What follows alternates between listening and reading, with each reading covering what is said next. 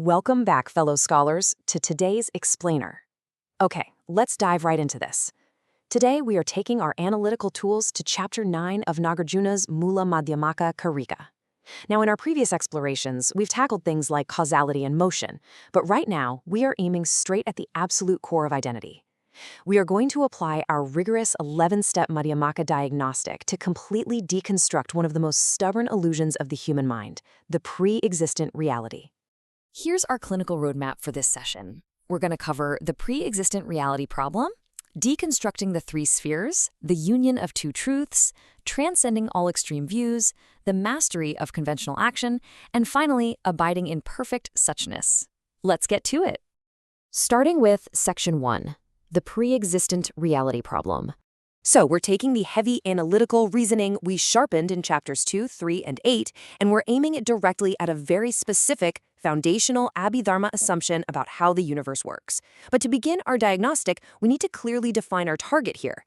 In the Abhidharma traditions, there's a concept called the Pūrva. What is it? Basically, it's a pre-existent reality, a continuum of dharmas that acts as the enduring owner of your senses. It's the anchor.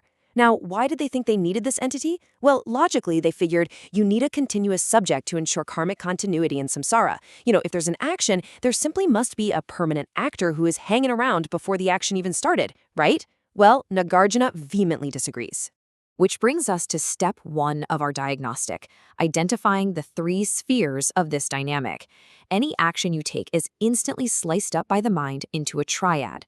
First, you've got the subject, the actor, the perceiver, or this Pūrva we just defined. Second, the relation, the actual action, perception, or production itself. And third, the object, the result, or what is being perceived. We actually broke down this exact producer-production-product dynamic back in Chapter 8. But here, the Abhidharma insists that the subject absolutely must exist prior to the relation and the object.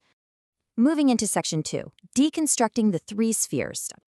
All right, now that we've isolated the Pūrva and the triad it operates within, it's time to bring in the heavy logical machinery. Step 2 is applying the tetralemma to demonstrate the absurdity of this setup. Look, whether we assume the Pūrva and the action are inherently existent or non-existent, identical or entirely different, the logic just collapses. If the actor and the action are absolutely identical, well, they collapse into one single entity, making the action entirely redundant. What if they're totally different and separate? Impossible! You'd have an unconnected subject and an action that could literally never interact. Claiming they are both leads to the absolute absurdity of multiple selves and endless contradictions. And saying neither, that just smuggles inherent existence right back in through the back door. Every single extreme ontological position you can take regarding these spheres leads straight to a logical brick wall. Now, apply this logic to the dimension of time. The Abhidharma claims the Pūrva exists before the action. But if you really break time down into past, present, and future, the whole illusion shatters. Think about it. The action isn't in the past, right? Because it's already finished. It isn't in the future because it hasn't even started yet. And if you try to isolate an infinitesimal, razor-thin present moment, it has zero duration. There's literally no room for an action to occur. So there can be no total continuity and no total discontinuity of a pre-existent subject from one moment to the exact next. I absolutely love this next text. Nāgārjuna asks this in verse 5, and it cuts right to the heart of it.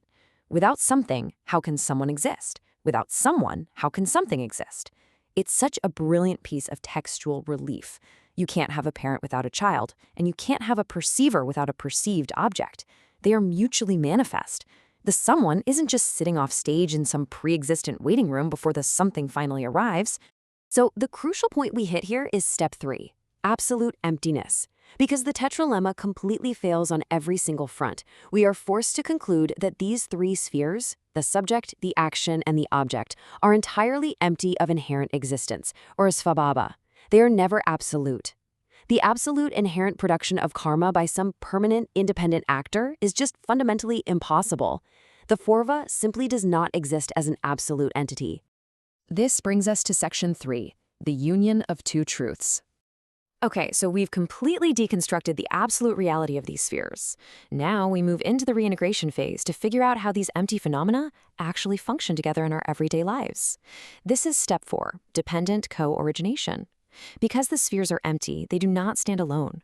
Without a permanent Pūrva holding it all down, the subject, the action, and the object are entirely inseparable and interdependent. They are co-defined and co-emergent. They literally co-evolve across time and are merely co-imputed by the mind. They exist strictly as conventional designations. They're simply tools we use to navigate reality. And this brilliantly illustrates Step 5, the union of the two truths. Guys, this is the deep, breathtaking symmetry of Madhyamaka. Emptiness is not some bleak black hole. It is the very breathing room that allows things to change and interact in the first place. Emptiness actually enables dependent origination. And on the flip side, the fact that things dependently originate implies they must be completely empty of a solid core. The absolute emptiness of the Pūrva is exactly what energizes the conventional reality of karmic action. Which naturally leads to Step 6, the illusory nature of action. We have to constantly remind ourselves and our peers that this entire cycle of action and rebirth is basically a karmic mirage. Now, it functions perfectly, just like a reflection in a mirror or a dream or an echo functions according to specific conditions. But it is utterly devoid of ultimate substance. It is functionally present, sure, but inherently absent. It's there, yet not there. Moving on to Section 4. Transcending all extreme views. Let's expand our logical scope a bit to sweep away absolutely all conceptual frameworks that try to trap reality. In Step 7, we apply the generalized tetralemma to systematically dismantle every philosophical ism out there. Reality is not this, which totally rejects rigid realism or objectivism. It's not non-this, which rejects subjectivism and nihilism. It's not both, rejecting dualism and pluralism. And it's definitely not neither, which rejects radical monism. Nāgārjuna's reasoning is relentless. It leaves absolutely no conceptual enclosure standing. Every attempt to stuff reality into a neat, fixed box just fails.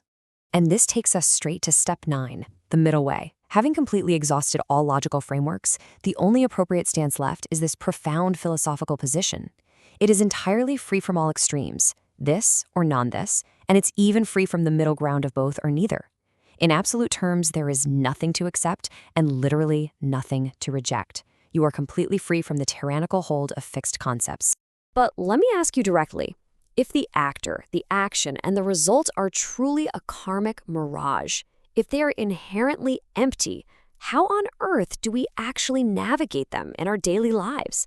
I mean, we still have to go buy groceries, go to work, and interact with our families, right? That brings us to Section 5, the mastery of conventional action. This is where we shift our explainer from heavy logical deconstruction into the practical, lived reality of this philosophy. This is Step 10.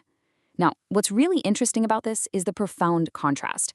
If we operate under the delusion of absolute reality, we are weighed down by a fixed identity, attachment, reification, and this really rigid effort.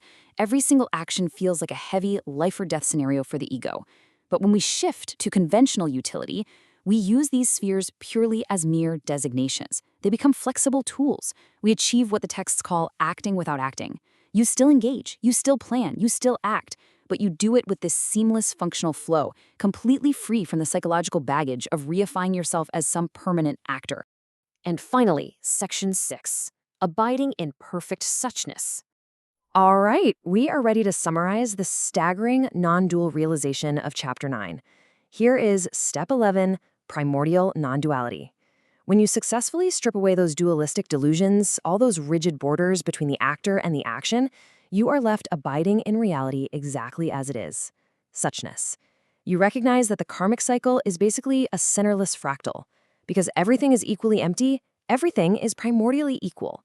It's pure, it's perfect, and it's complete. It is one, but strictly in the non-dual sense, meaning, again, it's not many, not one, not both, and not neither. Nāgārjuna closes the chapter beautifully with verse 12. He says, "For whomever prior to, simultaneous with, or after seeing, etc., there is nothing, for such a one, assertions like it exists or it does not exist, such conceptions will cease." This is it. This represents the final, ultimate cessation of all dualistic concepts regarding the Pūrva across all three times. The conceptual mind finally rests. To summarize the core thesis of today's Chapter 9 clinic, we have completely dismantled the pre-existent self. There is absolutely no total continuity, nor is there total discontinuity of any subject, action, or object. Not between one moment and the next, not between one rebirth and the next, and not even between samsara and nirvana. So I want to leave you with this provocative thought as we wrap up this explainer. If our logic holds true today, and there is absolutely no continuous you, no solid purva traveling from this exact moment to the next, who exactly is it that needs to be liberated? Meditate on that radical freedom. Let go of the permanent actor. And I absolutely look forward to continuing this incredible Madhyamaka journey with you next time.